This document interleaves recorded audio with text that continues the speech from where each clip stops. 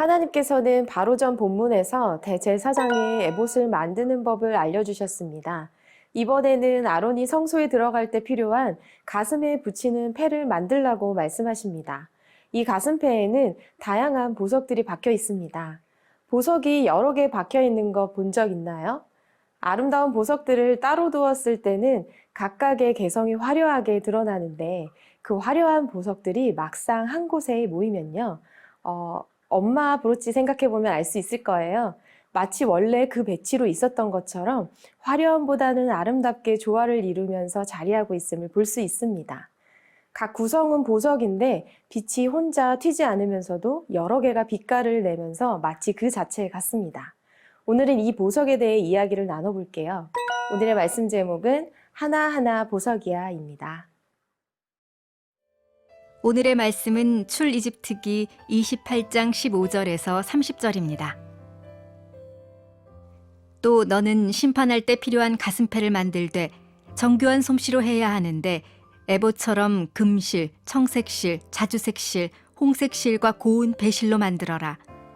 그것은 길이와 너비가 모두 한 뼘인 정사각형으로 두 겹으로 만든다.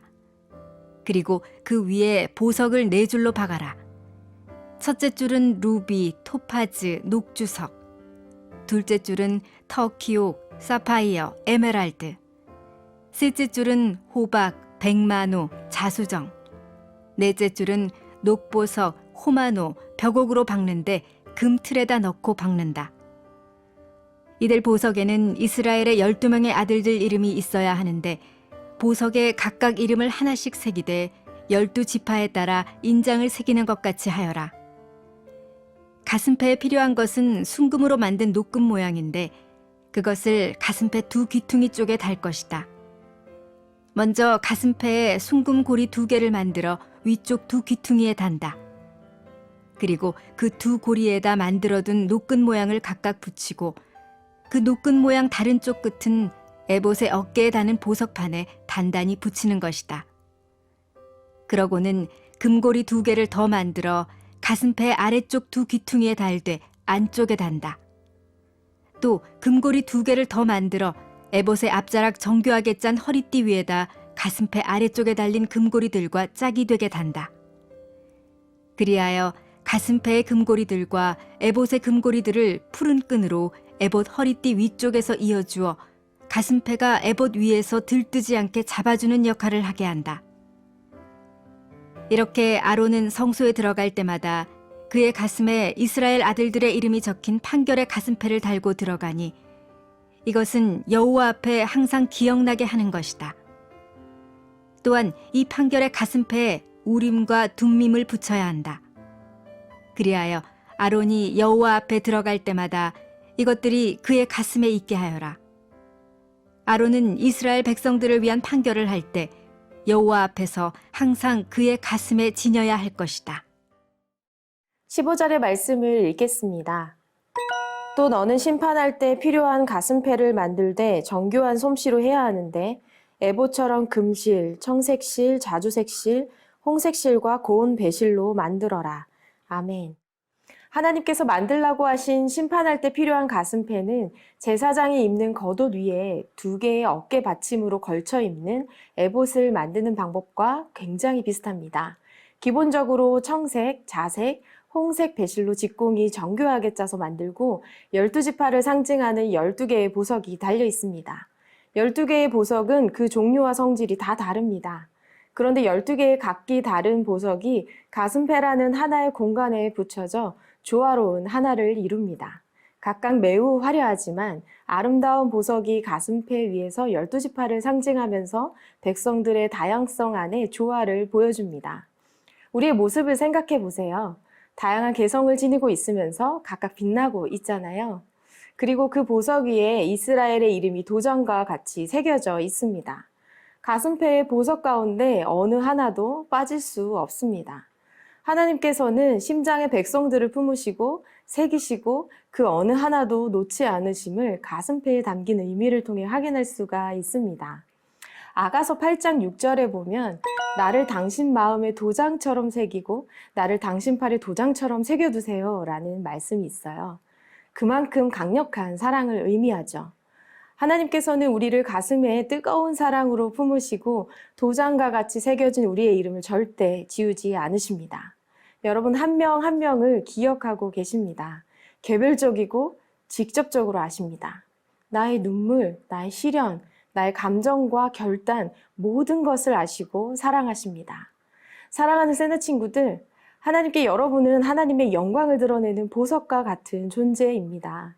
하나님께서는 여러분을 보석으로 기억하십니다. 스스로를 세상 가치관으로 저평가하지 마세요.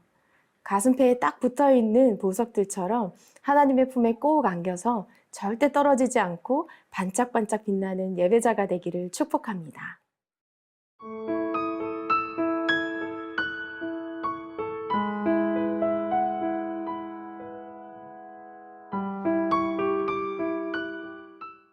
(30절의) 말씀을 함께 읽겠습니다. 또한 이 판결의 가슴pe에 우림과 둠밈을 붙여야 한다. 그리하여 아론이 여호와 앞에 들어갈 때마다 이것들이 그의 가슴에 있게 하여라. 아론은 이스라엘 백성들을 위한 판결을 할 때 여호와 앞에서 항상 그의 가슴에 지녀야 할 것이다. 아멘. 한 뼘 크기의 정사각형 모양을 한 이 심판을 위한 가슴pe는 주머니처럼 되어 있는데 그 안에는 우림과 둠밈이 들어 있었습니다. 이 가슴pe의 목적은 첫 번째로는 대제사장이 하나님의 백성의 이름들을 가슴에 지니고 다님으로써 그가 하나님 앞에서 영원히 하나님의 백성을 대표한다는 상징을 지닙니다. 또 다른 하나는 우림과 둠밈을 가슴에 달기 위함인데요. 우림과 둠밈이 뭘까요? 우림과 둠밈은 빛과 완전함이라는 뜻으로 백성들이 스스로 결정할 수 없는 중대한 일을 결정할 때 대제사장에게 와서 그것을 이용하여 당면한 문제에 대해 하나님의 뜻을 물을 때 사용하던 도구입니다. 이 도구들이 정확히 어떻게 쓰여 있는지는 성경에 알려져 있지는 않습니다. 어떤 학자들은 그 도구가 주사위나 제비였다고 말하는 학자도 있고 어떤 학자는 돌을 던져 돌의 방향에 따라 하나님의 뜻을 따랐다는 주장을 하기도 합니다. 그런데 여러분, 하나님께서 자신의 뜻을 주사위나 돌들의 방향으로 말씀하시는 분이셨나요?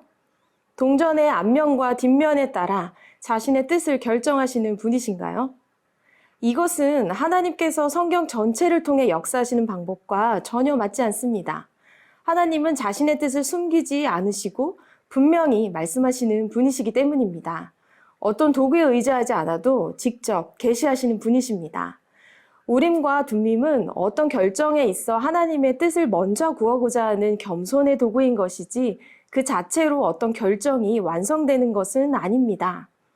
잠언 16장 33절의 말씀을 볼까요? 제비는 사람이 뽑지만 그 모든 결정은 여호와께 있다. 아멘. 사랑하는 세나 친구 여러분, 지금 중요한 결정 또는 선택을 해야 하는 친구들이 있나요? 상황의 합리성이나 유리함 또는 미신적인 태도로 선택하지 마세요.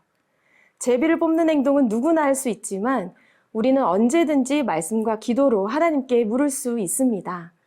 결코 그 방법이 늦지 않습니다. 말씀을 근거로 기도하며 하나님의 뜻을 분별하는 것이 가장 빠르고 탁월한 선택입니다. 함께 기도하겠습니다.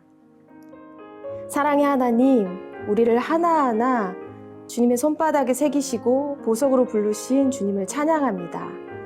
하나님께서 우리에게 허락하신 그 정체성답게 주님의 뜻에 합당하게 주님께 말씀과 기도로 더욱 가까이 나아가는 우리 모든 친구들과 제가 될 수 있도록 하나님 함께하여 주시옵소서. 예수님의 이름으로 기도합니다. 아멘.